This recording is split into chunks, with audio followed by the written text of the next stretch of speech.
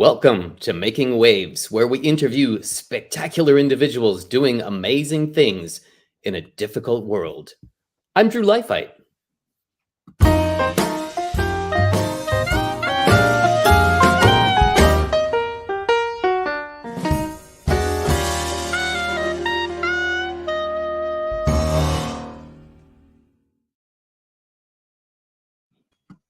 And welcome to Making Waves, everybody. Today on Making Waves, Israeli-born painter Roni Golan, who will tell us about his life, the creative process, living in the U.S., and his thoughts and feelings on his homeland in the wake of the Hamas attack on Israelis, in the Gaza Strip on October 7th.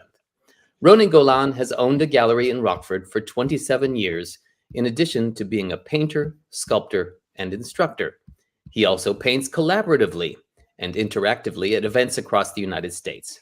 Since the late 1980s, Roni has been creating and exploring many mediums and forms in the arts in Rockford, Illinois, and across the US. His artwork is exhibited in galleries and private collections. These days, he also offers private lessons to adults 18 and up at his Rockford studio gallery, The Underground, located on East State Street in my hometown of Rockford, Illinois.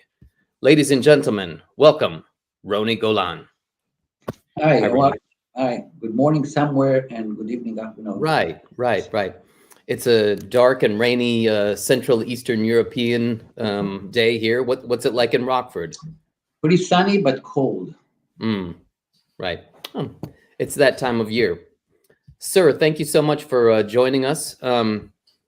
Could you maybe just give us a little background on how you got into painting? When did you realize you had a passion for art, and what sparked your interest in pursuing it as a career? Well, I'm a slow bloomer. I bloom really relatively late compared to what you consider, a starting age for doing art. I was actually thinking about becoming an artist when I was 29. And this is what considered to be late. I was a creative guy. I was, when I grew up in Israel as a kid, how would I know I'm creative? I would, people would throw away these old radios with all the tubes. It takes them 10 minutes to warm up. I know most people don't know this, but most kids, if you find it, they'll try to fix it, right? I would take it apart and create something new out of it. But at 29, I became a sculptor, actually. I did the metal and cutting and welding and doing large and small sculptures, metal sculptures. And then in 1996, we came to Rockford. I actually taught myself painting. And then I opened, being an Israeli, a very chutzpah, what they call chutzpah is the nerve of opening an art school with 60 students and 4 teachers working for me. And it was quite an ordeal. And I said, too much. I cannot concentrate on doing art. So I closed and I opened a gallery. And I'm now at my 6th consecutive art gallery in the past 27 years in Rockford. I started painting on, using, crazy things like fire on masonite and lacquers. And then slowly, after becoming more and more comfortable with paint and colors, I'm not so much in the scientific side of color, but I have a feel towards it, and I developed to where I'm at now.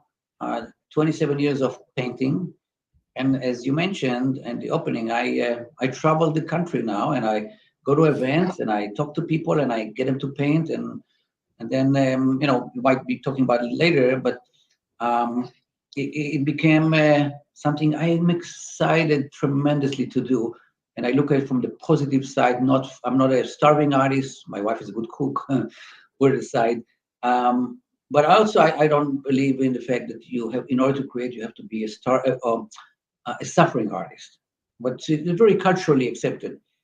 So I create out of positive, out of challenge. I like to challenge myself. And here I am now with a gallery full of artwork that I don't know how to get rid of. And I do sell art, and I do okay. I'm not complaining here. But I'm pretty lucky, and I hope more people could say that about their own lives. Mhm, mhm. What about in your background, Roni? Was there anyone that was, an artist or somebody who was particularly creative? Um, Not in this area of painting. I mean, my grandma used to write poetry and write some articles to newspaper, but not in this area of painting or sculpture or the physical creating an object. Um, I do like music, and I know, and also my parents didn't play music, and so I don't know where it came from. I assume you're born with some ability or part of your brain that is accepting and looking forward to experience new sounds, new colors, new experiences, and this is why I'm at. Wow. Wow. So, that said, what would you say your greatest influences are? Well, I like a lot of artists that I consider. I don't know if influential, but there's no one specific artist that would say I like to be like him. First of all, I believe that you have to be who you are and not somebody else. But a lot of artists have different parts of the art that I'm interested in developing. So I'm looking at an artwork, and maybe the artist noticed or didn't notice, but something in the painting has a potential to develop into something larger or something more interesting or push it to another limit. So I might borrow these parts and then I expand on that. And I mentioned before that I create, I look at myself more as a scientist than an Hmm. artist. An artist, as I said, comes with a baggage that I don't like. And scientists, it leaves it more open. So you take a little bit of this, a little bit of this, put it together, let's see what happens. So you experiment with subjects. So occasionally I touch cultural, things that something I see in the culture, and I develop them. Then and I learn the process of creating a whole new technique, but also understanding the subject better, and some downsides of the society that I can put my hands on and then experiment in painting, um, without making it a poster, but still, staying in the art world and make it, what I consider to be a good artwork. Has to have some beauty in it, has to have some balance in it, and some interest and some energy that constantly works. So, and this is and for me, it's the process. Is the starting point to the end is what I'm interested in. I consider the finished work as a side effect. I'm not targeting a finished work. I am interested in the process. Way more fun for me because it's a challenging ride. I don't know where I'm going with it, but I know that if I trust myself, the next step is going to be there waiting for me. And I celebrate on that, not knowing where I'm going. And I need to influence the rest of my life too. So, Well, I'll tell you what, on a personal basis. So, yeah, we've only met recently. I guess we met for the first time this year, and I just highly esteem your prolific nature. It just seems like you're always creating. I'm really jealous, and I'm wondering what the secret sauce is. But I think maybe you've given us a little bit of a clue as to that. Do you think a lot of it is about attitude? um, I changed in the last 10 years compared to what I was before. And since I started performing on stage, sometimes the next day, let's say I'm next to a jazz band and I paint live to the music and I finish a painting in 1 hour. And I start loving the challenge to celebrate. So, and I like to tell people, I never do the things that you can, only do things that think you cannot do. Because if you can, why the hell you want to waste your time on that? Because life is limited, life is relatively short. So you want to use the time in the best way possible. And then on the way, get excited about it. So instead of calling it a problem, I call it an opportunity. And I love, actually, I in a funny way, I create problems because I like solving them. And I know it's weird because most people run away from problems, and I just sort of bring it on. So it's something that happened to me in the last few years, where I said, just whatever the day brings, I'm in for it. And I think partly is being more and more present in the moment. I know it sounds philosophical, but it's actually a reality. Uh, so you use whatever life gives you, instead of whatever you wish it to be. And it gives you 10 times more than you can ever imagine. Because, our mind is pretty limited in some areas, especially if you have goals. How much do you know about yourself? A goal is limited to begin with. If you have no goals and you're excited, you're going to cast your goals tenfold, but you can't see it because we are close ourselves in a imaginary box that we created. And I learned how to find the limits and break the box again, and it brings joy. Right. That's wonderful. This is just a reminder that you're watching Making Waves. My name is Drew Leifheit. I'm your host, and we're talking to international painter and prolific master Roni Golan. He's in his gallery called The Underground, speaking from Rockford, Illinois, and it's great to have him. And of course, I'm originally from Rockford, and that's how I happened upon Roni, and figured out that he's one of these amazing individuals that I'd love to interview. We just got a comment from an old friend, Lucy Gray, who's watching us on LinkedIn. And she says, listening from Chicago while walking my dog, enjoying the conversation. Thanks for your feedback. Of course, if there's anybody else out there who'd like to make a comment or ask a question, we welcome them, and we can include you in our conversation. That's what this is all about. I hope everybody in the Midwest is doing something nice like walking their dog or having a coffee.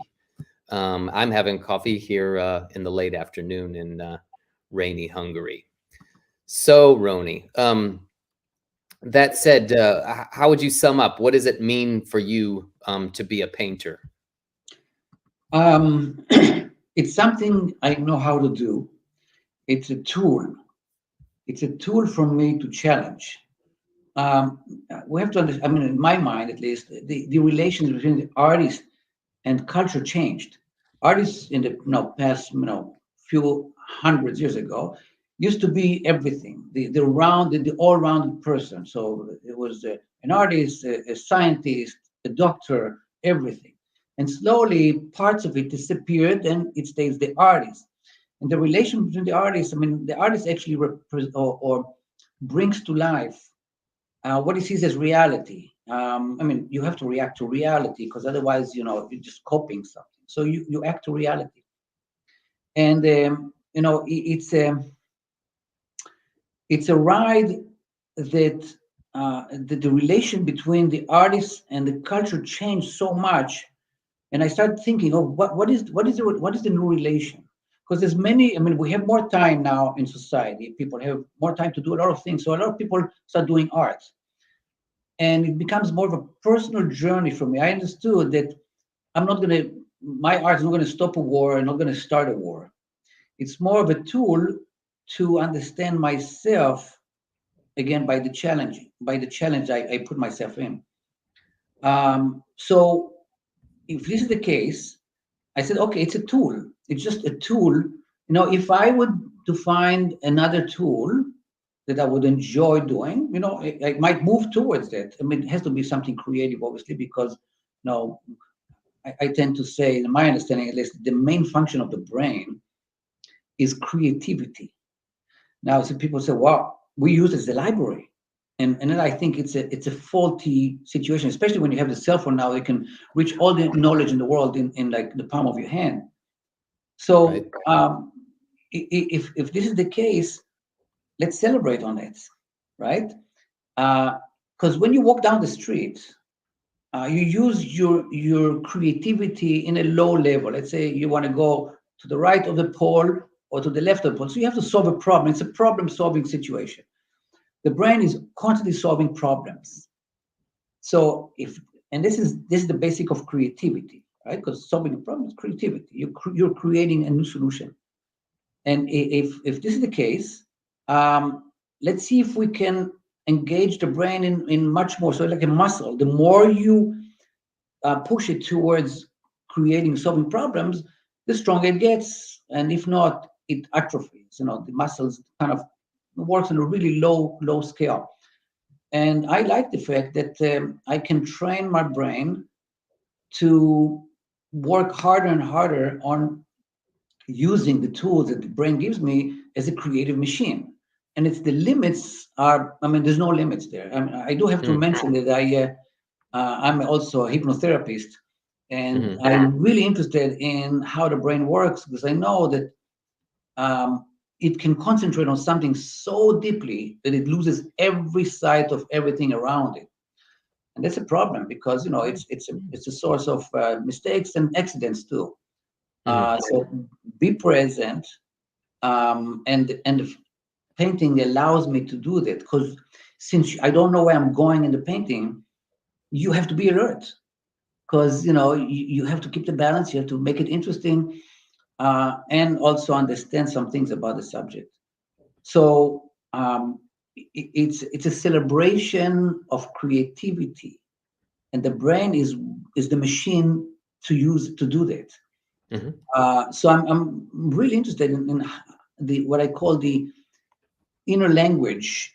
I think if I throw a number here, I'm going to be pretty close, that 90% of your life you're going to talk to yourself. 10% is work, communicating with other people. 90% you talk to yourself. And this language is usually unknowingly created from a very young age. Certain words you pick up, certain emotions that touch you at a certain pace. You talk to yourself differently than you talk to other people. But since we weren't aware that we created this inner language, we just talk to yourself all the time. You're not aware of the mechanical movement of it, and how it affects you. So I like to say that became kind of the guard of the door to your perception, and you stand there and you see what's coming in, what thoughts are coming in. They come in, you say, I'm going to create a netting here where if I don't want a certain thought to come in because I know it's going to take me, I'm going to make a small holes in the netting, and it's going to be staying out. So you have to deal with it for 5 minutes, and then it's out, and you can continue bringing in what is beneficial. If you don't do that, 2 weeks, 2 months later, you're depressed or something like this, or you're angry. You don't know why, because you weren't there when the thought came in. So let's say be the bouncer of your mind in a way. You stand there and you push out whatever is not needed. So what happens, you save a lot of time that you can use creatively later on by not getting into situation you shouldn't be in to begin with. You can save 3 years of your life. What can you do with extra 3 years? I'm giving some advice here. Here, 2 years of your life or 3 years, what can you do? So as I'm getting older, I'm 63 now. Right. I'm learning how to appreciate the time and put it on a pedestal. So I'm going to use the time the best way possible, most efficient way possible, most creative way possible, to whatever is there. Some people say to make the world better, to create art that makes the world beautiful, whatever it is, use it in the best, most efficient way, because if you don't, it's a big mistake, because no one is going to give it back to you. Sure. So the understanding of this makes it a beautiful, joyful ride, and you cannot stop. And hence, how much, I'm here every day of the week, as long as I don't travel to an event, every day of the week, because so someone likes chocolate, they eat a lot of chocolate, usually the case, right? I like what I do a lot of it, right, especially if you enjoy it. Roni, though, don't you find though that is this the culmination of in a way, I'm not saying you're old, but right, isn't this also have to do with sort of wisdom and knowing yourself? Yeah, I debate. I debate about it a lot, because I'm looking. Could I have been more aware of the situation in an earlier age? It's a possibility, because first of all, no one talked to me in the same way I talk to myself at this point. So there wasn't anybody that would say, it's much simpler than you think. And it took me a while, experience, I would think, and it's part of it, absolutely, and time. Is it possible I would like to think it's possible to get this understanding earlier in life. As again, I'm a full glass guy. I'm not half full. I'm always full to the rim. So I like to be an optimistic, realistic in the same time, but optimistic that it's possible to educate at an early age that the machine behind your eyes is the most important machine ever you're going to operate. And in order to do that, you have to understand all the mechanical movement of it, everything, how it works. Even at the age of 6, I think you can, in their level, talk to them and how to understand the machine that is like creating your life, creating your reality. Right. Yeah, I think it's possible to learn at an early age. I mean, I talk to a lot of young artists that come here and just people, from not just artists. And especially with the young people, I try to open the door for them, not to tell them what to do, but to tell them this is an option. You can do it one way and then suffer throughout, and then maybe every once in a while you have successes and you can be so happy about it. But you can choose the other way, where it might be right there in front of you. Let's enjoy and get the best out of this beautiful life. So not to think that you're better than anybody. No, it's not the case at all. It's your responsibility to understand how to use your machine, from lack of better words, in the most efficient, best way. Right. Roni, I'm going to ask for a little interactivity from you. For one, I just want to say this is Making Waves. We have a question from Jeff Taylor, which I will get to in just a moment. But I was just wondering, Roni, is there maybe something you can grab around you that you feel is indicative of the kinds of stuff that you paint? Well, I do have to say I don't have any specific style. I create a style or the technique every morning if I need to. So I'm not a realist. I'm not an abstract. I'm not a surrealist or any of these. I just work based on what feels right. So I can actually change the directions here and show you. All right. My last piece here. Right. And there's so many different styles here. It's hard. When people come here and ask me how many artists are there, and I said there's just me. So it's something that you can see some in the background, right? From some 3D and some. I still do sculptures. I think if you're looking at the. See, I'm not good in the physics of colors. What I did to allow me to understand colors, for instance, and then allows me to do a lot of styles, is to think of them, attach a personality to a color, right? So blue has a certain personality, like I'm talking to people, right? A red, a certain personality. And when I put them on the canvas, I have a conversation between these people or between these colors. And it right there, it tells me what to do.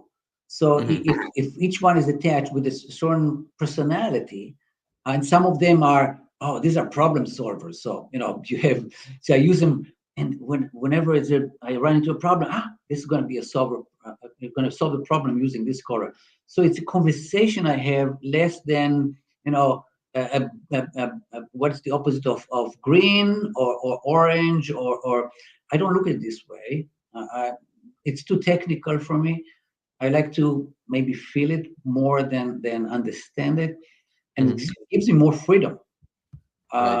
So yeah, I think I'm going to give you an example. When I talk to young kids, I tell them, when you go to college, it's important, go study. When you're done, now you know what not to do. So it's weird because you went to school and you learn philosophy, let's say, and then you keep quoting Plato or wherever. But where are you? What is from your standpoint now, 2023, where are you into this? Things change, culture change, but we're quoting and we're using someone else's experiences and knowledge, and we get paid for that. So no, wait. Now you know what not to do, meaning do something that is going to be breaking new grounds in the area that you work, that you studied.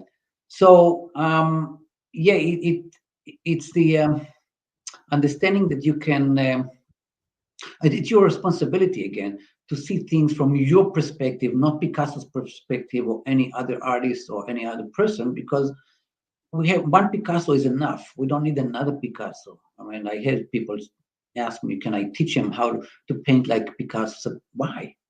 I mean, I don't understand why. Because you can sell it. You know, it's a way of life. It's not a business. I don't work. Don't tell my wife though. I don't work. I have fun. So, and you know, I wish for everybody to understand that they can apply it in their own life. I Right. wish I could find the right words to tell them. You know, I, I think it also requires other things. I mean, it's not as simple. I mean, it's simple, but it's not, because you have to let go of expectations. You have to let go of habits. You have to go of beliefs. Now, we can talk about this word. It's very loaded, beliefs. You have to let go of these and bring yourself to the moment, because what it gives you now, it's amazing. It's unbelievable, the amount of possibilities. So it's again, it's all, I think the word I'm using is curiosity. Be curious. Don't Right. have a goal. Be curious, because curiosity will allow you an endless possibilities. But you have to admit you don't know. See, the definition of curiosity in my dictionary is admit you don't know. So if you don't know, let's find out. And I think this opens all the door possible, because you know, one thing I notice is a lot of people don't like to admit they don't know, and because they like to keep, and maybe we'll talk about later about other subjects, but if you keep this, uh, what you think is your belief, and becomes you identify with it, becomes part of your personality, and now you're stuck with it because life changes and you don't. So I hope it Right. does answer the question, but it is a complete, I mean, not complex. It sends arms into all directions, but it's actually pretty simple. We don't need to make it complex more than it is. Roni, what about your creative process? You know, what inspires you, and how do you generate ideas and translate them into your artwork? Okay. Um, sometimes I do have to say that every time I start, I mean, first of all, I start mostly on a black canvas. I started doing it after started performing, because first of all, it saves me time, since all the shadows are already embedded on the black canvas. You just have to carve the light out, and by saying that, I'm a painter that thinks as a sculptor. So think of a rock that you take the excess pieces off. You actually now you introduce light, because now the light breaks differently, right? So when I paint on a black canvas, I almost like chisel, in a way, the light out. So it saves me a lot of time. Shadows are already embedded. It also very festive, because when you put color on black, looks like fireworks. So I get it, and especially when I do my performances, works with people that, wow, look at what's going on. When you walk on white, now it's like, imagine you go into a forest and you have the main road that most people will take. You look around, nice trees, nice birds, and I see it's kind of a side track. And I know I don't want to necessarily get to the end. I'm exploring. I'm going to go to the side track. And then, wow, this looks beautiful. You discover new things. Then another side track. You don't know where you're going, but you're trusting that if you're genuine in the process, you're going to get to a good place. Interesting. I've never been there before. And I think everything I'm saying is true to life in general. You don't know where you're going, but you trust yourself. You're going to get to a place. Now, I would add to that, if I may, the importance of trust, to trust oneself. I like to give this example. Maybe I talked to you about it before, but imagine you're standing on one side of the river. It's a dark night, you see nothing. You can hear the gushing water. It sounds dangerous, and you want to cross. You're standing on a rock, and you have to extend your leg, knowing and trusting there's going to be a rock there. And you do it again, again, again. But here comes the best part: is most people split. You get to the middle, you start enjoying the trust so much, you think, well, why should I go to the other side? Let's have a dance instead. And this is the difference. So you're not going to get anywhere. We're going to get to the same 6 feet under, right? But it's the dance. And in the case of a dance, it's not like you reach to the end. Otherwise, you would walk to the end. It's for the dance. And I think life becomes a dance. And I prefer looking at it this way than a struggle. A lot of people look at it as a struggle. I'm going to fight with life. I'm going to maybe win, maybe lose, but I'm going to prove myself that I can fight with life. I said, no, work with it. Celebrate with it. It gives you so much. Make it a dance. And so I started painting. I don't know where it's going, but if you're aware, it will. We live in society. We live in a culture. We live in a certain. We all have the same language in a way, visually. So when I read a lot and I listen to news and I learn things, and it influences me without knowing. The things will come out. Wow, this is so. And then a certain balance will work out. And then slowly you have a story, like writing a poem or writing or improvising on a piano. I improvise, and then the subject, because I'm not disattached from society, it will influence one way or another. My eyes will start, or my brain will start seeing things that are hiding inside, and it will show. And then I can make a choice. Do I want to? Is it worthwhile take this direction, or should I go to another direction? And I don't look at it as if I spend, let's say, I spend 5 hours. It's a lot. I'm a pretty fast painter, but if I spend a few hours on a painting, I always look at it as a stem cell, meaning at any point in time, I can turn it into anything I want. So let's say I have a room, right, and a furniture, and then if I want to turn it into a horse galloping on the beach, I can turn this into using what I have, and not totally erasing it and start all over again. Right. So I'm over, in a way, I save the world by reusing, stuff. By my sculpture, that I do with my sculpture, I use kind of found objects. And this is, I'm not going to paint over. I'm going to use this a little bit from there, and I really create something new.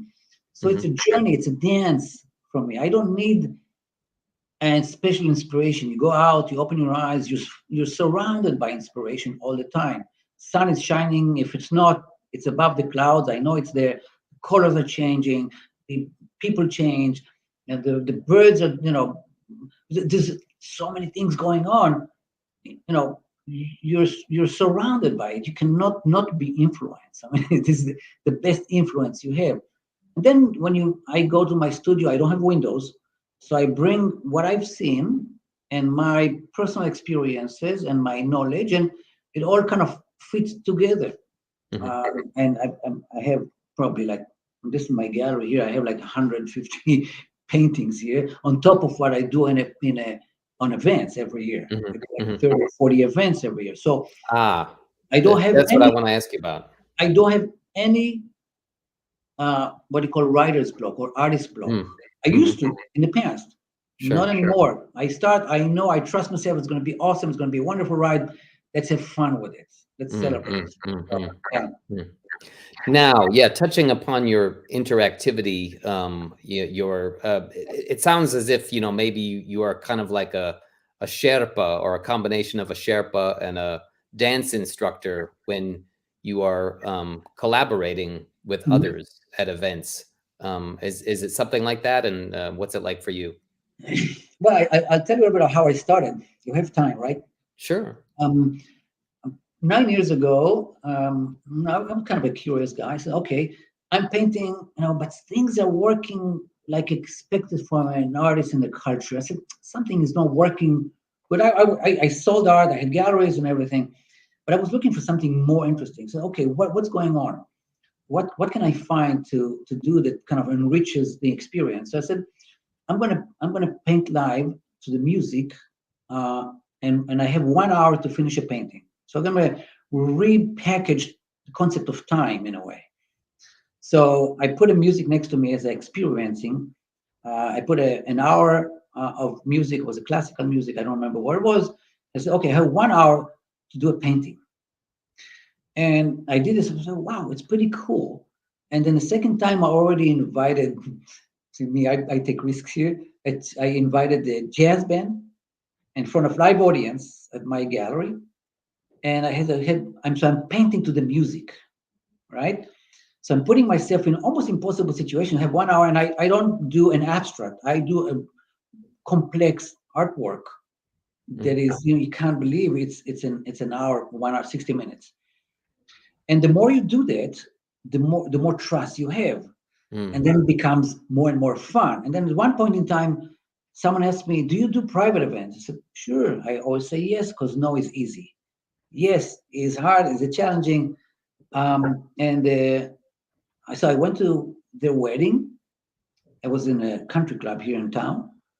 And everything developed since then. And I got more and more and more events. I do team building with corporate events. I work with American Airlines. I work with Blue Cross Blue Shield, with the city of Chicago. I was in Dallas not too long ago. I go to New York. People invite me. And the idea was to engage as many people as possible to physically add an image on the canvas, even though they don't know how to paint. But they do what they can. They bring the stories in. And after I have like 100 or 150 images on a canvas, I take this to either to my studio or to my room in the hotel if I am far away, and I create an overall story that reflects the evening. And it requires things that I didn't have before and I have now. Is first of all to be highly social, because you have to convince the guest to paint, and usually it could be 60, 70, 80 years old. They didn't hold a brush since they were 5 or 6 or 10 years old. Right. No, and when I hear no, I get excited, and I convince them to paint in a nice way. I don't threaten them. And then, so you need to be really highly social, but you also need to separate yourself mentally from the canvas, meaning you invite 2 years old or drunk people to touch your canvas. That's a no-no for an artist. I mean, what artist would do that? Because you have no control now.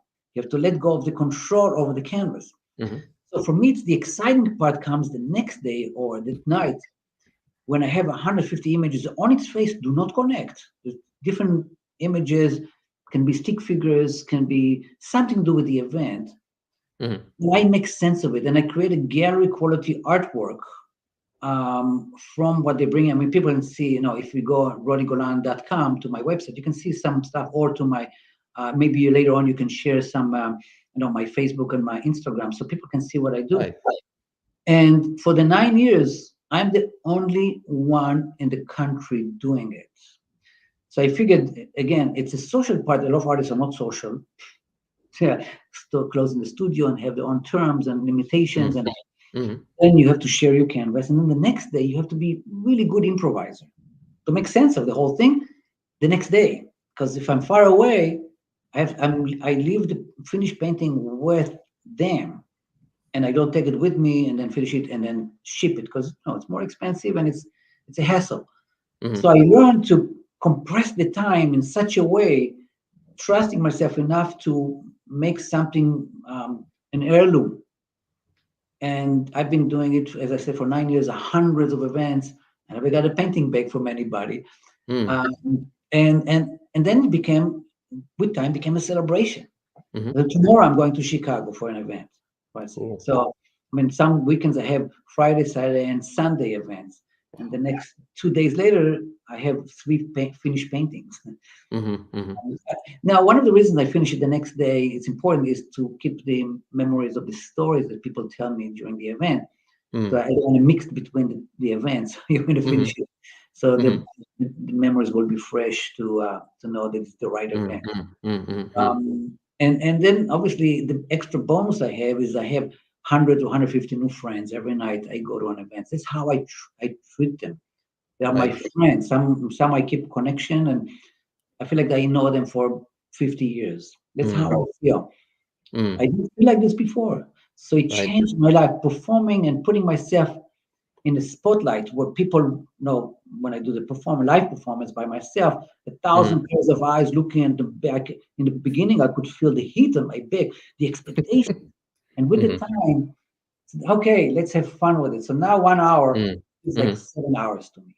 She's like, oh my, so much time, 1 hour. So yeah, it's something that I developed. Not easy to find. I'm looking to find people to train them to do that. It's not easy to do that. Again, I'm the best artist in the world. I'm not. It's not about that. It's about the combination that I put together of, socializing with people, feeling great with them, joking around, having fun, and then sharing the canvas, and then the improvisation part of it. This combination is not easy to find. I'm sure there's others, but I didn't find someone yet. Maybe someone can want to contact me. About it. I'm in to teach. Right. What's the funniest or maybe most surprising feedback you've received about that process? I don't know if funny, but I get really excited when people tell me they're 50s or 60s or 70s, and I think I'm going to go back to painting. Win-win. So, because I actually build a small studio right there during the event. So you have kind of all the paint on the nice big canvas, the lights and everything. And it brings memories for people, and they become like children. First of all, as I mentioned, people are stumped. You give them a brush. So I ask them, what makes you happy in life? Just to get them open up. 90% of the people holding the brush cannot answer this question. It's amazing to me. They don't know what makes them happy in life. They're stumped. They're so afraid. So I kind of celebrate on that.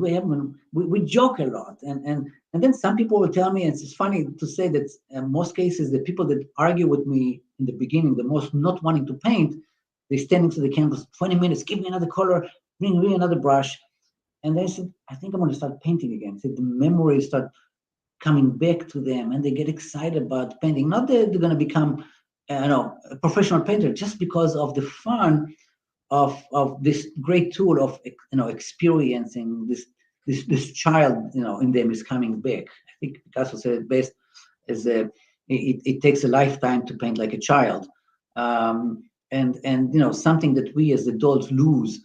So I can see this smile in people's face after they paint. So I said, you didn't know, it didn't hurt, right? And they're smiling, so they're so happy about it, and then they come again, take pictures, and then I got the 6-month-old baby footprint on my canvas.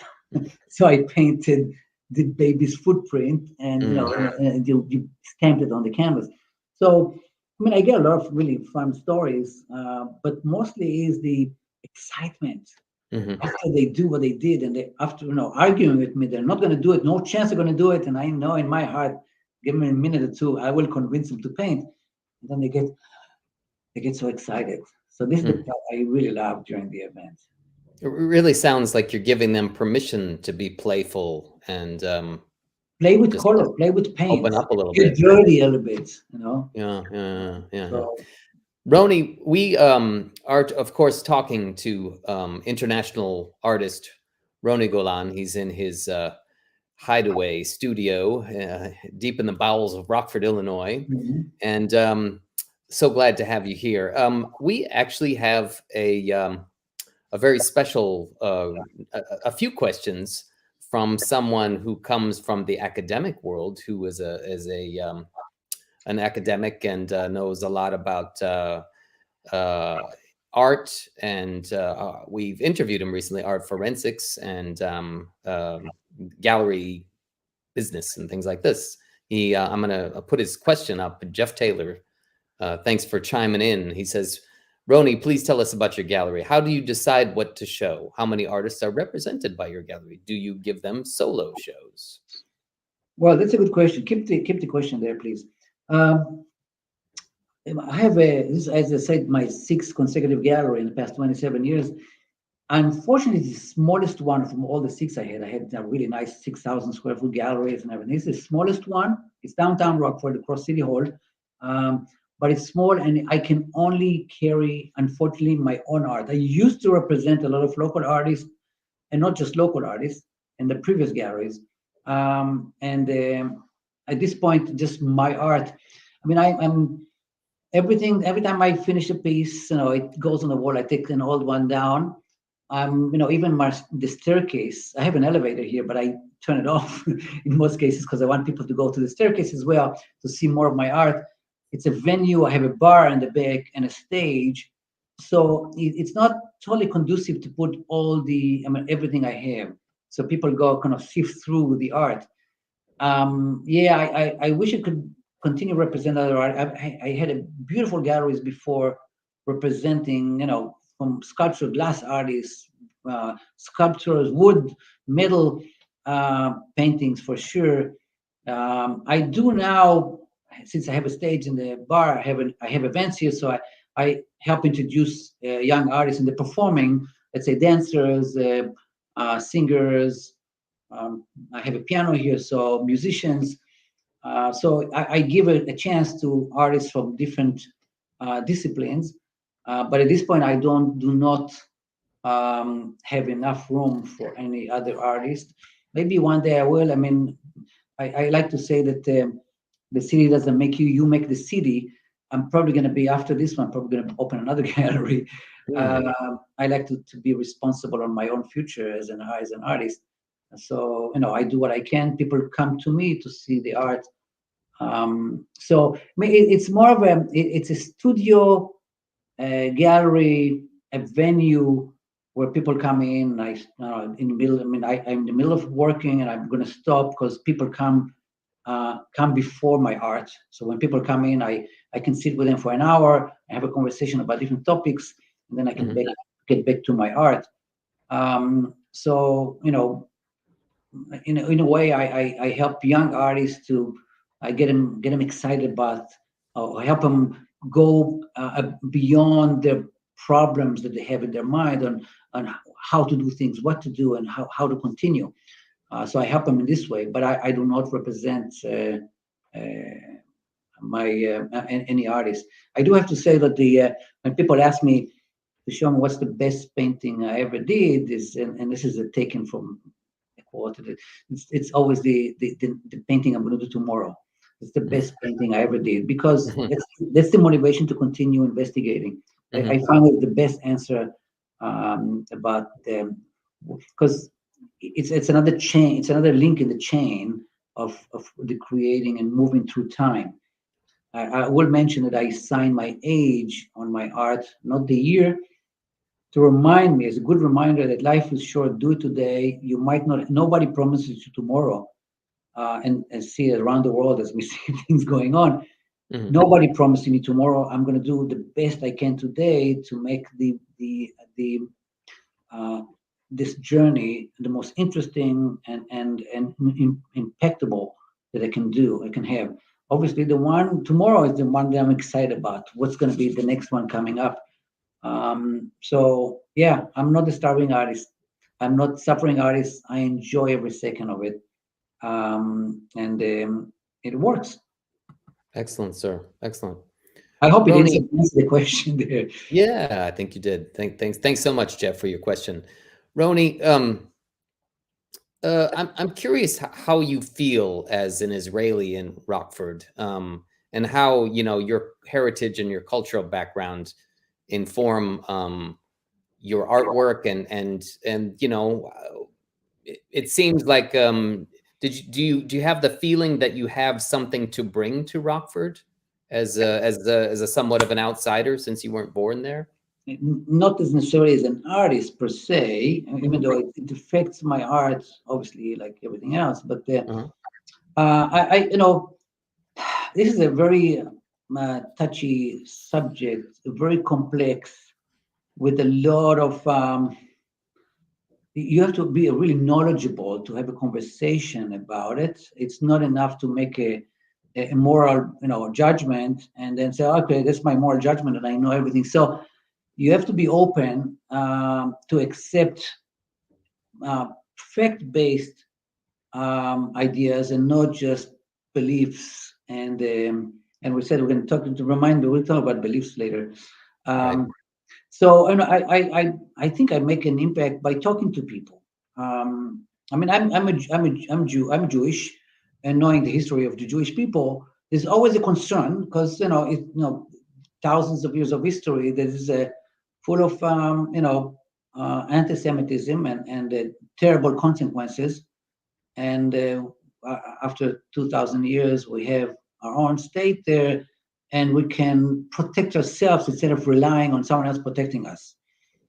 And it's almost any price because we have nowhere to go. We're always being chased. And even here, when people shout all the slogans and they don't really know what it means, I'm not afraid, but I'm concerned about how it's developing.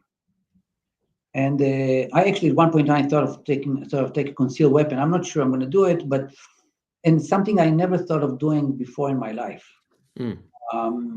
I'm considering that, but most likely not. I like to solve problems by speaking about them. But we cannot be surprised if something happens, and things are happening. I mean, just in the United States, I think they were talking about 600% rise in anti-Semitism in the last month and a half, compared to all of last year. In Britain is 1,200%. The number of people, Jews, is relatively small. It's 12 million to up to 15 million Jews in the world. It's very small. It's like 0.01%, something really small number with a little impact, but in an area that is on fire all the time, so it creates all the attention. Right. I would say one thing that I think we're missing about this is, some people might not agree with it. I don't think it's a territorial dispute. I think it's a religious war. Now, I'm not going to add on to that because it's another maybe 5 podcast conversation. Right. In my understanding, that's what they are saying. Palestinians or the Muslim world in general, especially ones that have borders with Israel, it's a religious war. It was never a territorial dispute. Now, it's easy to make it territorial because in the West it's tangible. When you deal with religious war, what do you do? How do you respond to a deep belief that this is given by this is an order by Allah or whatever, and then how do you respond to that? I think the West is lost because I think we became secular. It's hard to understand what tools do we use can we use logic? How do you? And then I want to go to the word belief here. I think in the word belief, there's risks involved, because belief is something that you attach to yourself, and that doesn't necessarily work with life. So you believe yesterday that like this should be or this will be happening, and life moves on. But you are what you believe. Tomorrow, if it contradicts your belief, you're going to stick to your belief, and that can be a dangerous thing. Now, I'm not saying all beliefs are dangerous. I'm saying it's like expectations. It's like there's a certain risks in them, because again, life has its own pace. So instead of working with whatever you have, you are projecting yourself to the past or to the future. You're stealing the time from the now, and you're throwing into the two sides, and you're now depleted. Now you have a hole in your awareness because you are nostalgic or you have expectations, but everything you can do not to be present. It's amazing to me, because the present is an amazing ride. It's right there, everything in the palm of your hand. Sure. And I do have to break I have to blow the bubble. I hope for a lot of people is that the future and the past do not exist. It's a figment of our imagination. On one hand, it's memories that the brain slowly changes to, and the expectations. So they don't exist. Otherwise, you would do something yesterday, but you can't. You're here. You're right here. And we rob ourselves if we go to the past. We borrow the time from here and you throw it to the past, right? Or to the future. So now you're not fully here, and you act out of semi-awareness. That means tomorrow you might have to close this hole. You might have to borrow time again. So you're always on a borrowed time. Mm. And I find it really exhausting. Mhm. And not, it's not good enough. It doesn't give you what you're looking for. So Mhm. I don't know if you answered the question, because I Mhm, mhm, mhm, I mhm, mhm. spread my thought. I mean, It's okay. No sweat. Can I just clarify something? Um, my question kind of emanates from me also living as a foreigner somewhere, Mhm. and what I have had times in my life where because I don't think the way the majority does, I've been able to do things that maybe I would never do at home, right? Right, Because I just have a totally different perspective right. from how the locals are. So, I mean, in a way, maybe it's a bit of a softball question, but I was thinking more of I see that in a way, Rockford is kind of your oyster. Mhm. Aside from I understand what what you've touched upon as a Jew and everything. What about that though, Roni? Do you feel do you feel any anti-Semitism in Rockford? Well, I don't feel it personally yet. I mean, listen, we have guards in our temple, armed guards, right? So Hmm. this says something about the reality of things. So even if you're not necessarily chased in the street, it might happen one day. I'm not sure. The signs are already there that we need to be more careful. So you have to kind of look, over your shoulder in a way. Don't get me wrong. I'm not losing sleep over that at this point yet. Right. But and I want to touch something about coming from a different culture. Hmm. When you come from totally different culture, you have the capacity of looking at the existing one system in a different point of view from outside. So you see some. I mean, obviously, we can see faults in others that we can't see in ourselves, right? But you're able to see things in the culture that are a little bit awkward compared to where you're coming from. So you have a kind of maybe a fresh point of view on the local culture. By the way, I want to say something about. I think I mentioned it before about the city you live in. I tend to say that wherever you at is the best place in the world. If you need to move, the next place is going to be the best place in the world. Otherwise, you have a problem. You're always going to be missing something. You're always going to be sorry for things. You're always going to be borrowing the time to go to a better place, right? Hmm. Or so. This is the Rockford is the best place in the world. It takes me 10 minutes to get to work. The air is clean, no parking problem, and I can fully engage in what I do, giving more and more time to that I love, than struggling and parking and traveling for an hour to work. Right. So Rockford, the best place in the world. I love the city of Rockford. Excellent. Excellent. How did you decide to move to the United States? Well, my wife, by the way, she's Ronit. I'm Roni. She's Ronit, means happiness in Hebrew. I met her. Yeah, that's a story, a short story.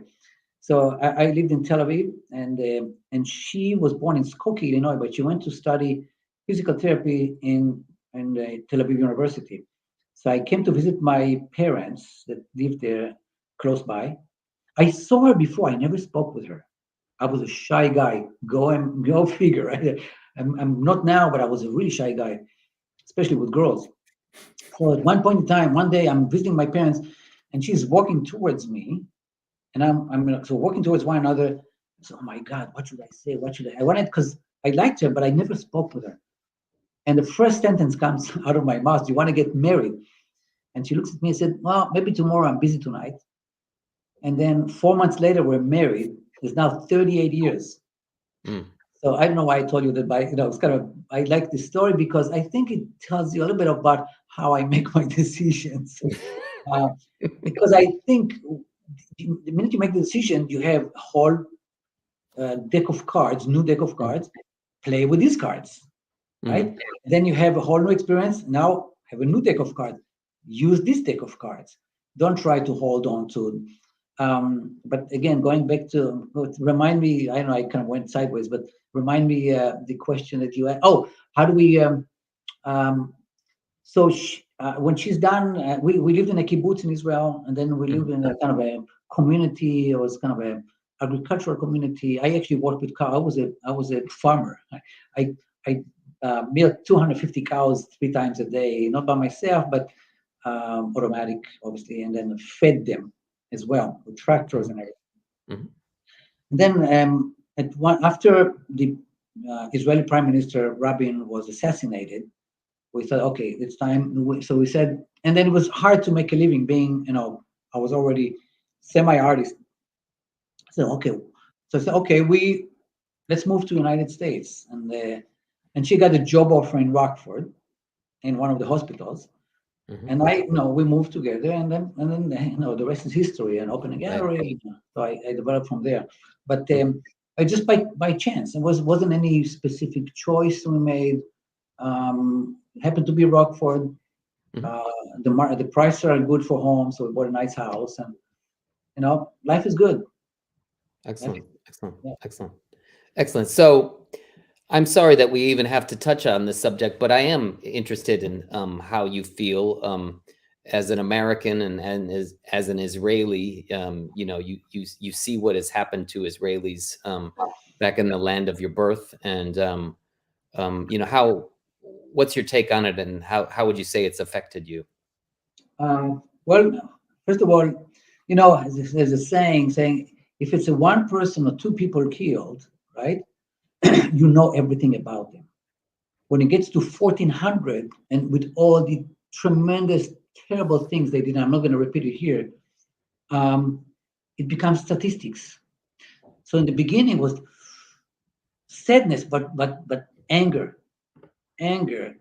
because I know I'm biased. I'm Israeli. I'm biased to the Israeli point, but I do think, and as being also Jewish and Israeli, that we appreciate life to the highest degree.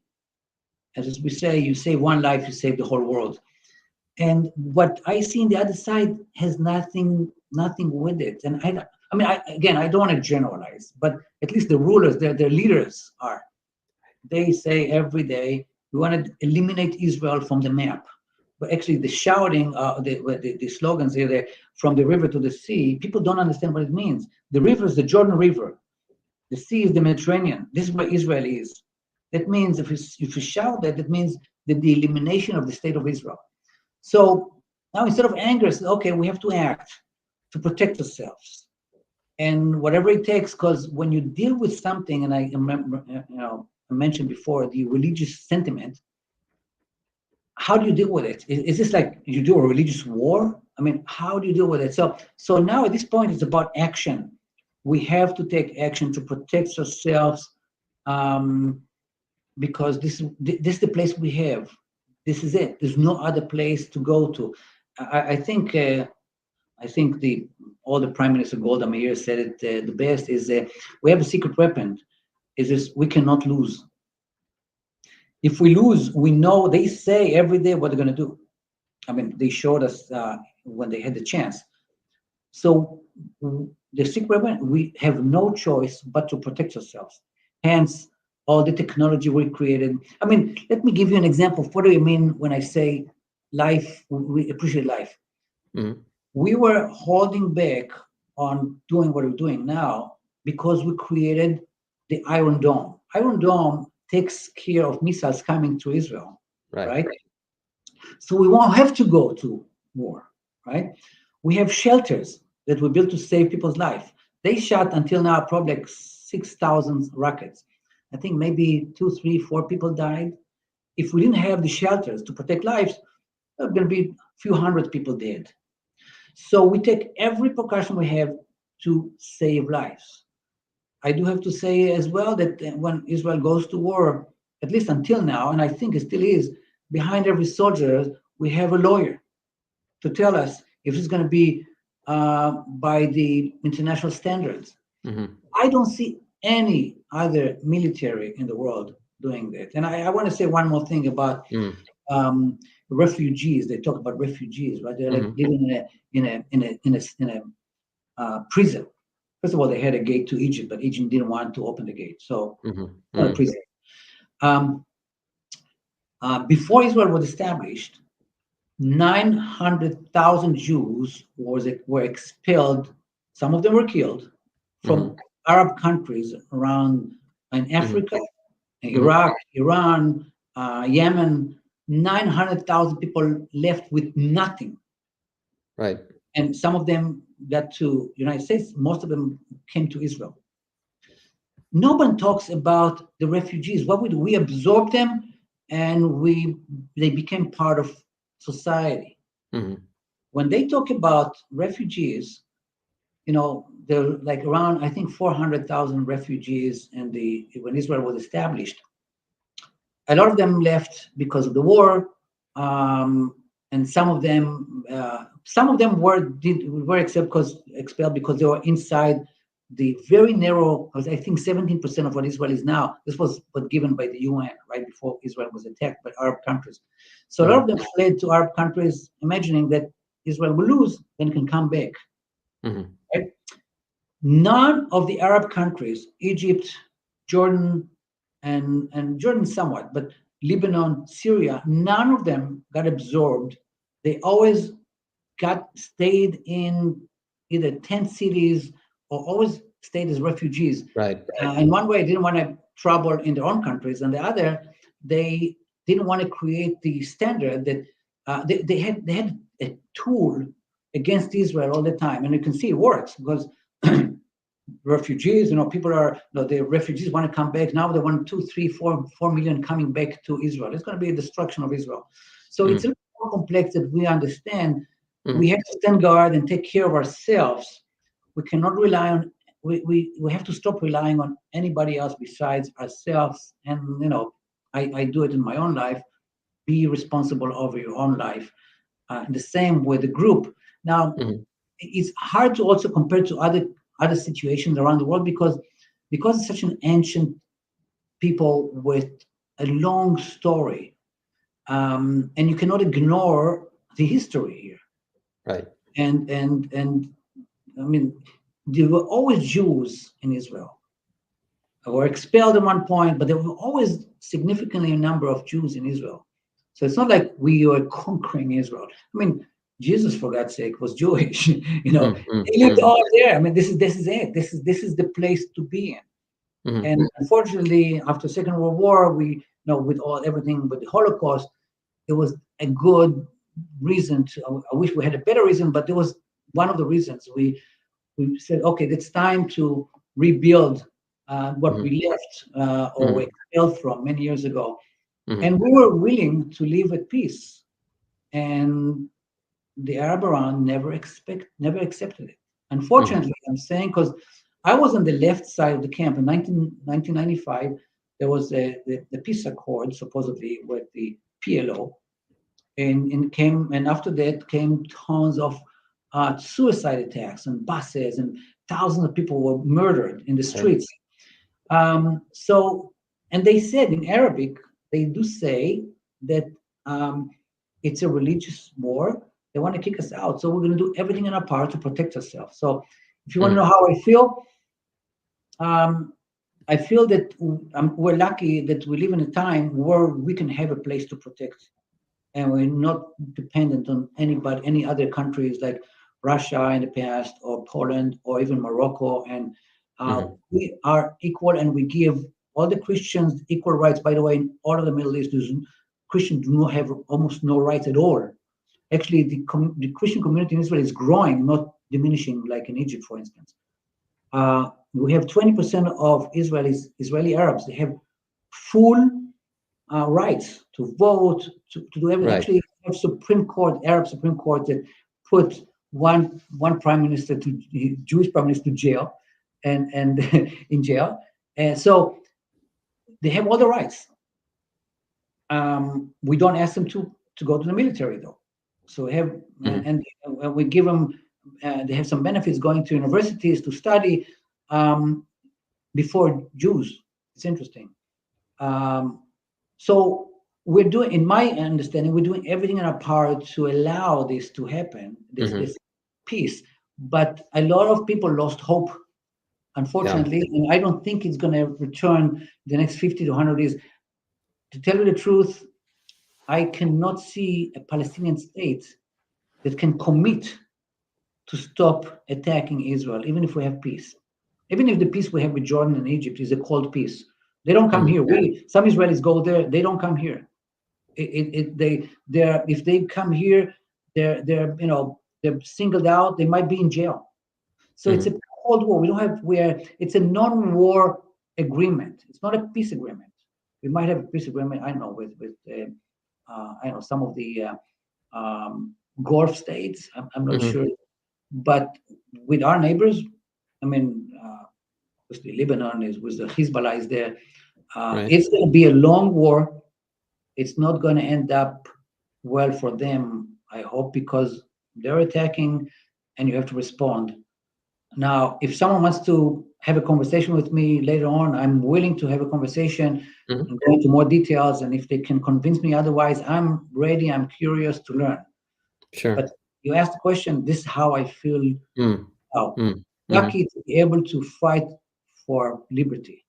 And it's a good, with all the bad happening, it's still a better time to be Jewish than ever before in the last 2,000 years. So yes, I'm optimistic, even though it's going to be a long haul because they didn't let go of their religious belief. It's the Muslim land. Right. So, right. Have you been surprised at all that there have been the ceasefire days and trading for different hostages? Let's put it like that. I don't want to be instead of the people that have to make decisions now in Israel. This is an impossible. We have 9-month-old baby in a tunnel under a hospital or under a kindergarten, right? For 2 months, no sun, and when we hear from people that did come back, the food is scarce. Bathroom, we have to wait for a few hours. I mean. And I'm talking about a lot of women that now are slowly getting released because they're afraid Israel is going to start again. I don't know what to tell you. I think that if we have a long stop of fighting, this influences the whole mechanism of this war, and it might change the results. And I'm afraid that if we don't go the whole way, this is going to return 10 times bigger. But let's say the Hezbollah is 10 times stronger than Hamas, if not more. We were lucky that they didn't have any coordination. So happened that the Hamas, because they coordinated before, but they said, oh, it's a good timing for us. Let's do it without the Hezbollah. If they were to do it together, Israel wouldn't be there today. We're talking about 10 or 20,000 people coming and rushing through the border, right? And no, I don't take lightly the mistakes Israel did here. The feeling too secure in a mostly wrong way. But imagine if we have 3,000 coming from the south and at the same time 20, 30,000 well-trained, and that's what they said they want to do, right? Coming up the north and flooding through Israel. You could have not stopped them. That would be the most. We could end up with 20, 30,000 people dead in 1 or 2 days.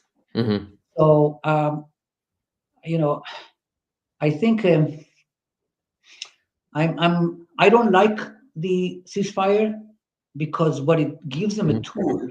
It might make me non-moral by Western judgment because kids and babies and women are sitting on the underground for 2 months, and some bad things can happen.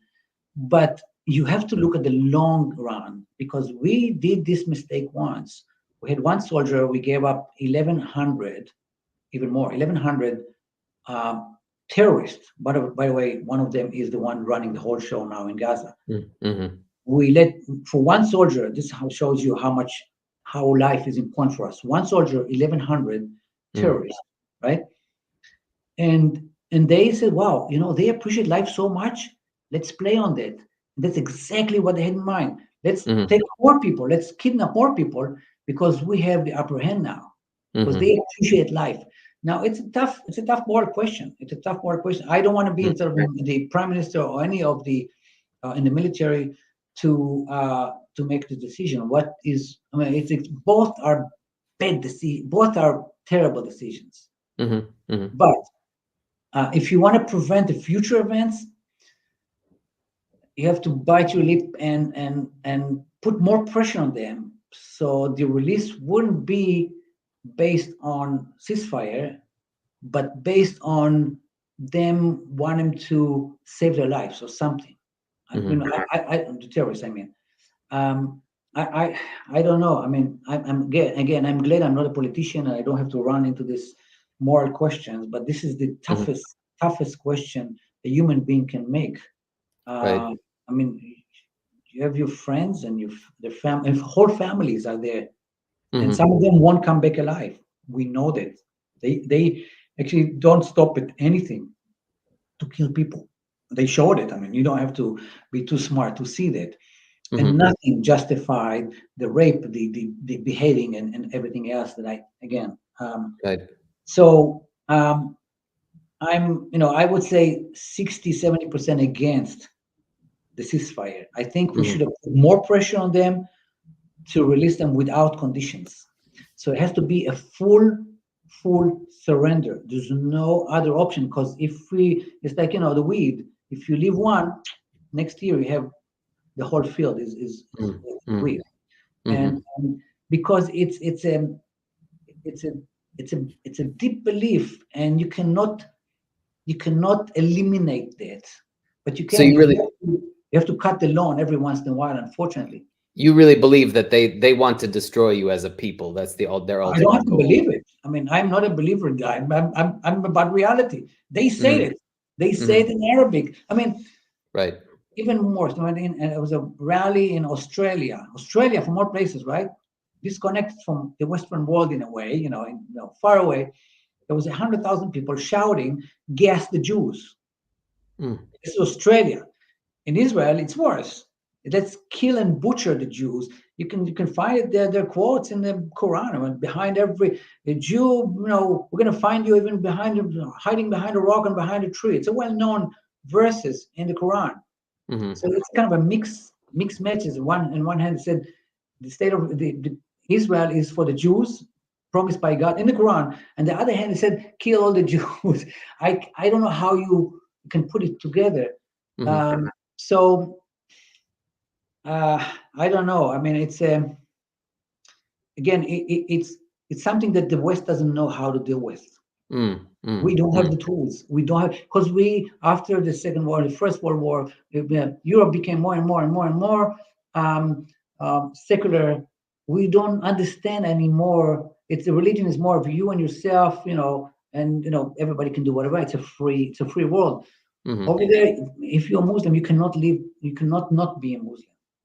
They have to kill you, right? If Mm, you change, mm, if they find you. I mean, mhm, you cannot talk against the religion. So there's certain limitations that you're afraid to challenge, mhm, and based on fear. I mean, look at almost 50 Arab countries. Almost none of them is democracies. It's based on one ruler, king, or dictatorship.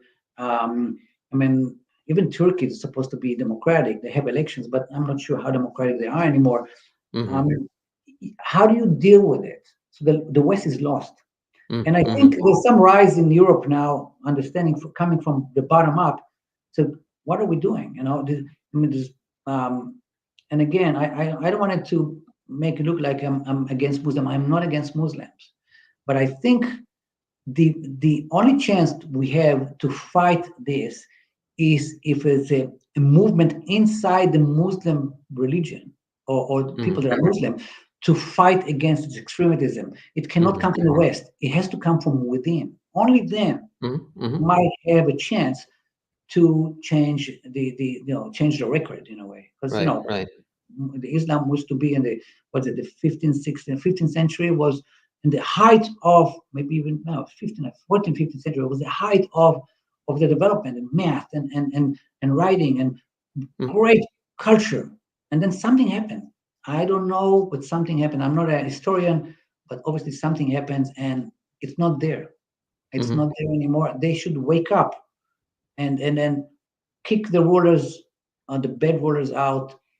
Um, it's also, the Muslim world is based on family and clan. It's not so much about the state. State is not as important, but it's the inner small connection. Your community comes Mm-hmm. before everything else. So it's a Mm-hmm. different way of thinking. Obviously, we bring a Muslim person later to explain all the minute, cultural differences, but.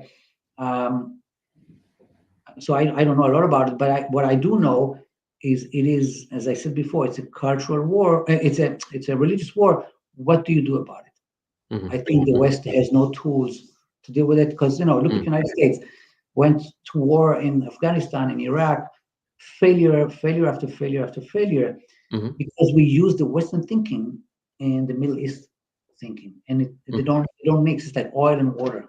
Mm-hmm. Mm-hmm. So, This is just a reminder that you're watching Making Waves. I'm speaking to artist Roni Golan and he's in Rockford, Illinois. And if anyone out there would like to make a comment or question, we're of course looking at the comments and would love to have you chime in if you have something you're thinking about in relation to what we're speaking about. Roni, if we could just pull out a little bit, as a film director might do, how would you say how seminal has this been to your life as an artist? I mean, obviously, when this is a situation that you've grown up in, for example, it's the reality, right? What and now, of course, you've had a significant time where maybe you don't have reminders in front of you of your homeland on a daily basis. What is that? What kind of influence has that been on you as an artistic person? well, first of all, I'm connected well enough. I read all the news and I hear it live. In the first few days, first of all, I woke up on Saturday morning. I heard about what's going on there, and I had an event at night. So how can I do an event? I'm totally distressed. There was only from at that point we didn't know much. We didn't have 100 people dead. So it feels like tremendous surprise. Then I have to go and have fun at an event. So it was hard. It took me, I didn't paint for a few days in my studio. I just couldn't wrap my mind around it. Later on, I said, okay, it's time to move on. So I did something that brings optimism to me. I painted some butterflies. I painted like three paintings. I actually, by the way, saw them all. I think people saw the optimism there. But it took me a while. And it didn't happen to me for a long time that I couldn't paint because it seemed like so non-important compared to the suffering going on there. But I dealt with it as the human brain can deal with terrible things and then find a way to put it away in one way or another and continue with life.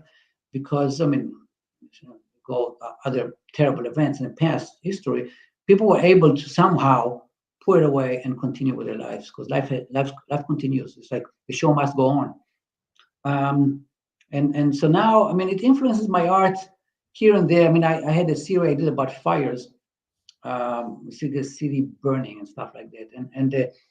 But I don't do gory things. I don't know people slaughtered, and I'm not into that. I don't believe in turning into a poster of trying to convince people in a certain way of thinking. It has to be some sort of interesting balance. Has to be some beauty in it, even though it might be ugly. Fire is not a nice thing, and I managed to get over that, knowing how I think and my experience. I was over that, and I still listen to news a lot, and I talk to people, but I was able to separate in a way, and it does influence here and there, comes in and the side tracks as a memory, but I'm there's a certain limit of how much you can create about this terrible situation. Looking at artists that did art and during the Second World War, they did some. I mean, some of them did a lot of art that is. I mean, they went through the themselves that went through it. But most artists were able to, get a different perspective. And I think this is where I'm at now. I'm an optimist. I'm a colorist. I love colors. I'm all about colors. The more color, the merrier for me. More interesting, more complex the balance can be. I don't do too many black and white. Let's put it like that. I changed myself, and I jump. I mean, it takes me 5-10 minutes a day or two, and then I move on. I cannot, because it's distressing. It can be heavy on the heart, and it's very sad. And I'm not allowing myself to be there. So yeah, I fight that. The going to depression, and that's from my experience that I said before. I learned how to manage my inner conversation, to not to think certain things allow in, knowing what havoc they might bring into my life, and I'm not interested. If I can do something about something, I do. If I can't, I put it away. There's no time for spending. Oh, I should have and I could have. No. Either you can do something, you do. If you can't, move on. So I'm very good at this part. Roni, we've received another comment from Stephen Nelson. He's an old friend, and he's asking, what do you think about former Israeli Prime Minister Ehud Olmert's suggestion that NATO forces should occupy Gaza? I don't think NATO will volunteer for that. We do have a very bad experience with the UN forces. Obviously, every time there's some sort of skirmishes, they run away. So they're there just to have a vacation. They don't actually take action. I don't think NATO would want to fight terrorism, because it's gonna go back right into the back door of Europe. Back door. They're not gonna take the chance. There's no. If it is, I would apologize later on, but I don't think NATO would imagine taking this work on them. And the Arab countries won't either, because they don't want to put themselves in the situation. It's going to be in our backyard, and we'll have to find a solution. Now, I hope there would be a good solution to that, besides eliminating everything. I hope, and we don't want to eliminate. And I'm thinking that some part of the population doesn't like Hamas. By the way, a lot of them do collaborate with them. Yesterday, I just heard that there was a doctor who worked at Shifa Hospital. He had a kidnapped person in his house.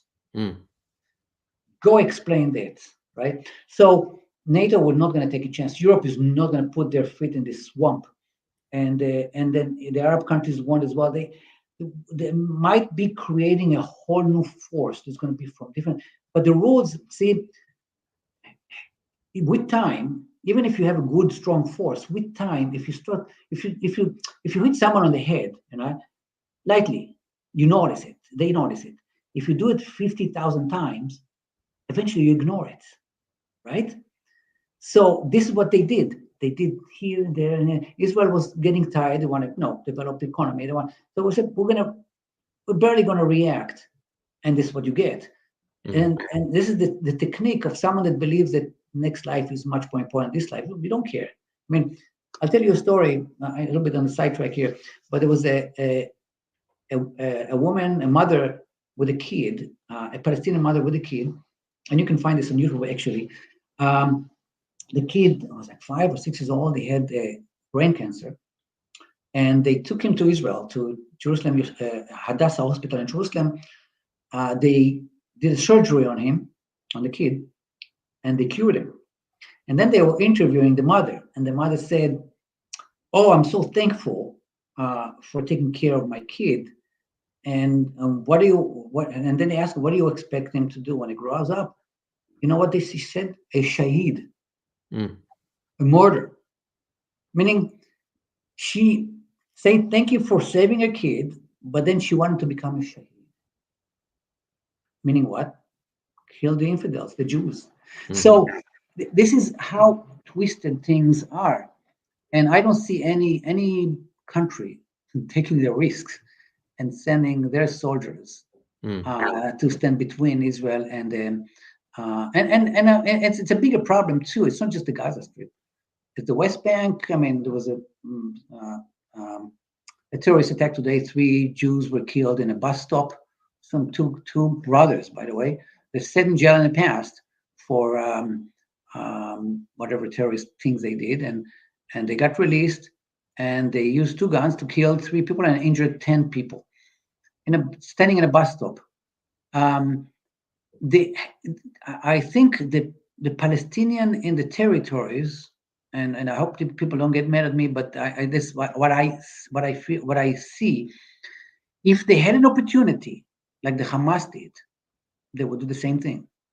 Unfortunately, they would do the same thing. The level of hate, at the age of 2, right? I have pictures I can send you later on. At the age of 2, they teach them how to kill Jews. They have plays in school, 3 or 4 or 5 with the gun, and they kill the Jews on stage, right, as a performance of the year, right?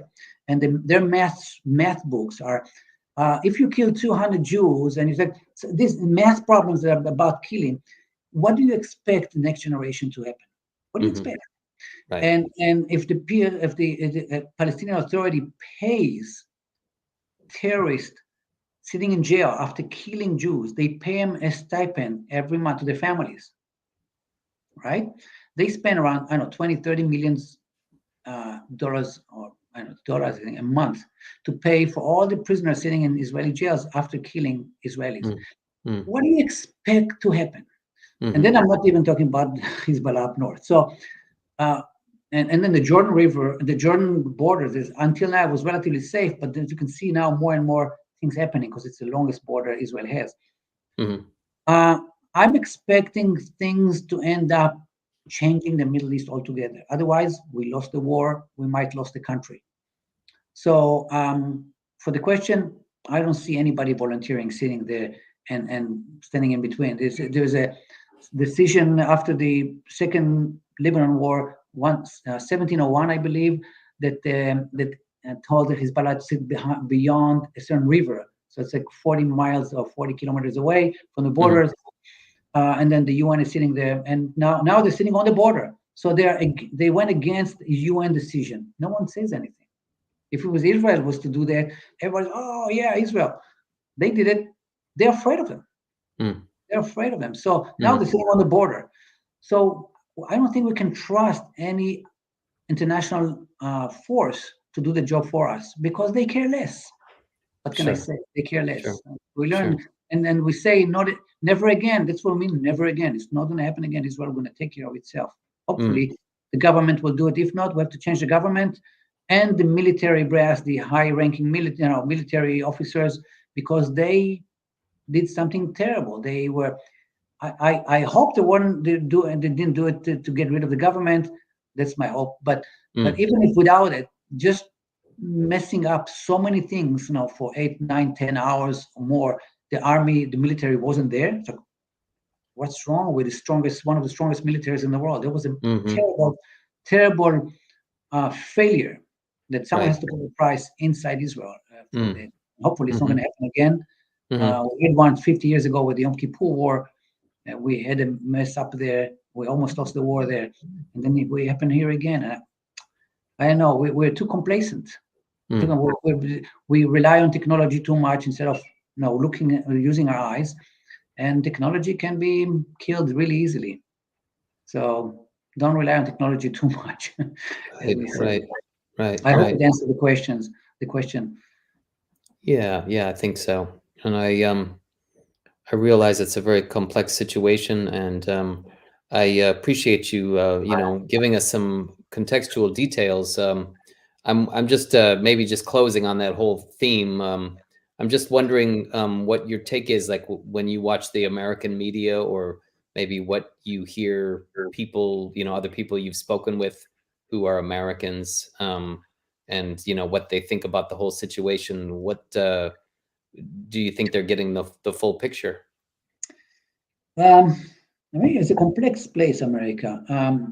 There's a younger generation that I would think that at least most of them have not a lot of knowledge and experience. Tend to say, if you're the weak, you're probably right. That's kind of a tendency we have. Oh, you're so poor, let's hug you, right? And by the way, when I hear gay people and in a pro-Hamas rally giving a speech. As it sounds really awkward because we know what they do to gay people in Gaza, what they did at least. They push them off buildings. So kind of the dichotomy here doesn't sit well. But I think America is in 1 or 2 steps in a better situation in Europe. The sentiment of nation is stronger here than Europe.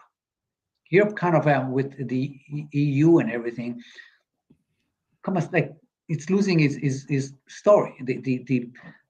The movement forward with the story and the memories, and in America is still strong. I think America will wake up and will be more aggressive with time to anybody want to make major change.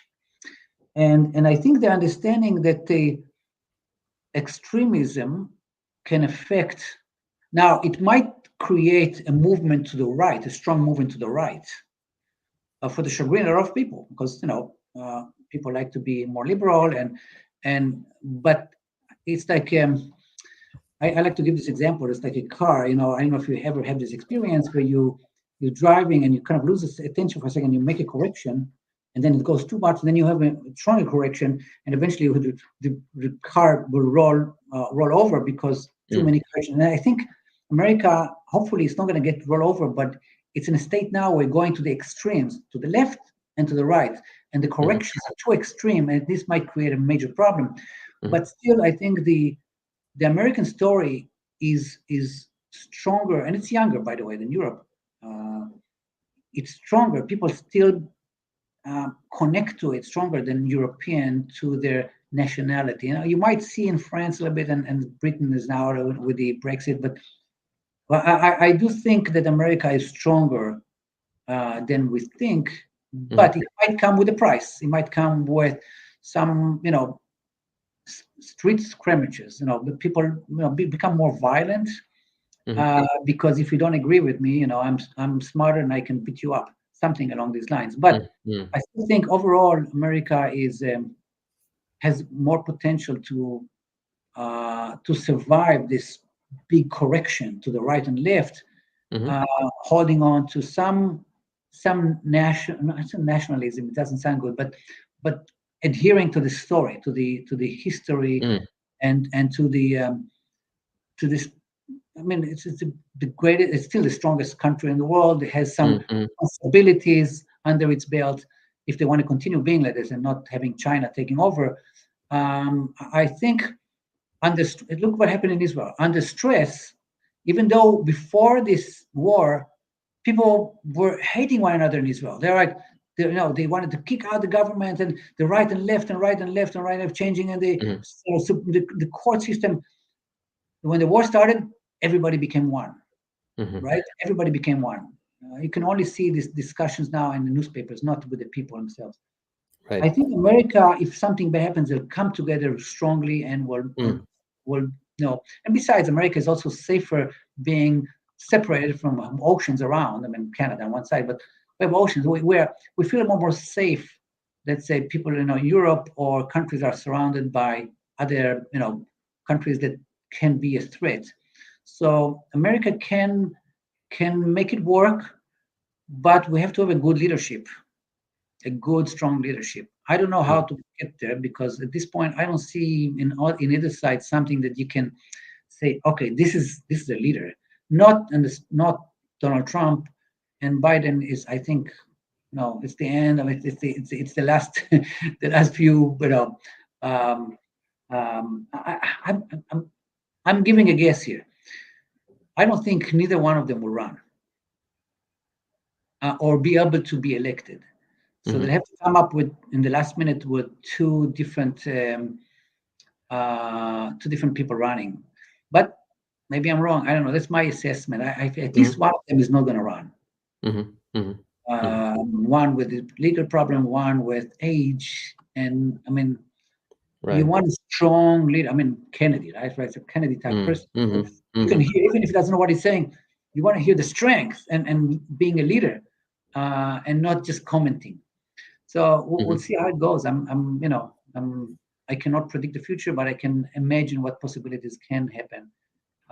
So I think America has a good chance of continuing for longer, even though all countries in the end kind of fall apart one way or another. I mean, they don't hold more than 300 years, 400 years. I mean, Right. tops. So we'll see Right. what it takes. I hope that can invigorate people, the young people, to learn more, to talk with facts, not with feelings, Mm-hmm. and see that it's more powerful to use the tools that bring results than the spirit. I mean, I'm a creative guy. I'm not so much as a spiritualist. I think I'm about, show me results. I'm going to take an action if it brings me results. Otherwise, it's like, okay, feels like a wasted time for me. And I ask for forgiveness for all the spiritual people. I have nothing against spirituality. I think we have something there. But if I cannot put a finger on it and I cannot use it to enhance my life, I'm going to assume it might be there, but I'm going to use what I know it can work. So, in this way, I'm more of a realist. So, yeah. Roni, what advice you've spoken about young people, and I'm curious what advice you might give to young aspiring artists who are thinking about becoming international, or pursuing an international career. I don't advise them to think of international career at all. I don't advise them to create a career from that. I advise them to think if they want to make it a way of life. Because a career means a business means selling means you compromising on your art. AI does it much better and faster than you. You have to use it, I think, in what I do is to use it as a tool to learn how to use yourself in the best way and become curious. So you explore things that other people didn't explore. You open doors to another reality in your life. So it's not a business for me. It's definitely a way of life. And I do not advise people to become artists now. I advise if you want to do art, great. It's a tool. I mean, I tell people, another good tool is going and climbing the Himalayas, right? I mean, you come down if you're alive. If you're lucky to come back alive, you learn a lot of things about your capacities. In some cases, you don't come back alive, and using art is a safer tool, much more fun tool that can teach you the same things, challenge yourself, right? So I would prefer the creative process than climbing the Himalaya or crossing the world on the oceans on a small rowboat or something like that. You learn, but it's too risky. Life is too awesome and too expensive, not money-wise, to benefit, to use, to as I like to say, going a little bit more spiritual now, or at least explaining our relation as I see it with the universe. Now, what are we doing here, right?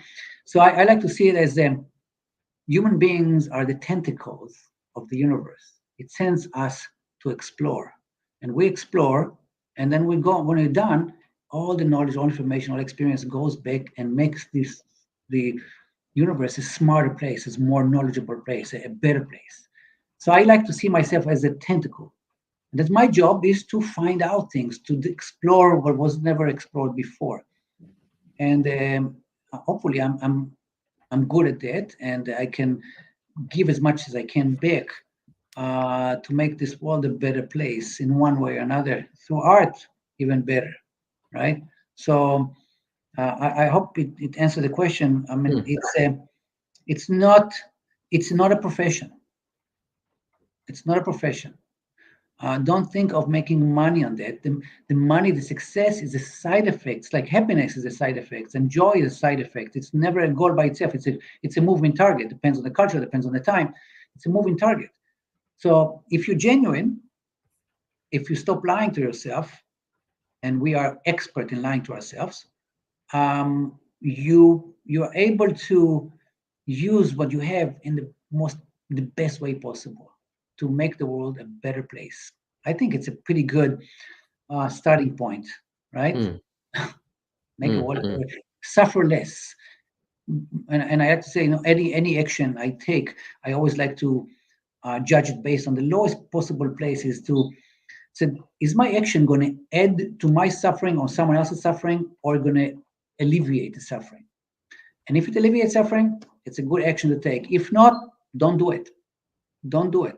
And in order to make this decision, you have to be aware. You have to be present. You have to be engaged fully in the moment without anything interfering.